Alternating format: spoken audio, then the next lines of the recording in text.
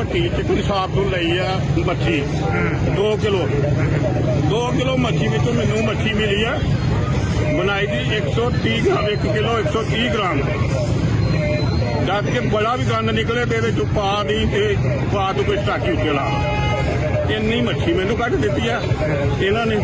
ਮੈਂ ਵਾਪਸ ਘਰੋਂ ਹੋ ਕੇ ਆਇਆ, ਫਿਰ ਇਹਨਾਂ ਨੂੰ ਮੈਂ ਗੱਲ ਕੀਤੀ ਆ, ਫਿਰ ਇਹਨਾਂ ਨੇ ਮੈਨੂੰ 100 ਰੁਪਇਆ ਵਾਪਸ ਦਿੱਤਾ।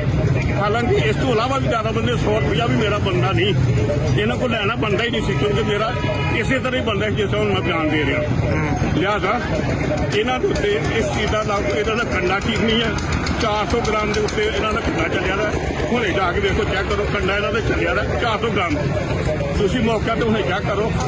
ਤੇ ਇਸ ਤੋਂ ਇਲਾਵਾ ਮੈਂ ਇਸ ਤੋਂ ਪਹਿਲੇ ਇਸ ਛਾਪ ਕੇ ਆਇਆ, ਮੱਛੀ ਲਈ ਸੀ ਅੱਜ ਤੋਂ 10-15 ਦਿਨ ਪਹਿਲੇ ਮੱਛੀ ਇਹਨਾਂ ਨੇ ਮੁਰਦਾ ਵੇਚੀ। ਮੁਰਦਾ ਮੱਛੀ ਮੈਂ ਖਰਾਬ ਕਰੂੰ ਇਸ ਦੁਕਾਨ ਤੇ ਵਾਪਸ ਕੀਤੀ। ਇਹਨਾਂ ਚੈੱਕ ਕੀਤੀ ਵਾਕਈ ਮੁਰਦਾ ਮੱਛੀ।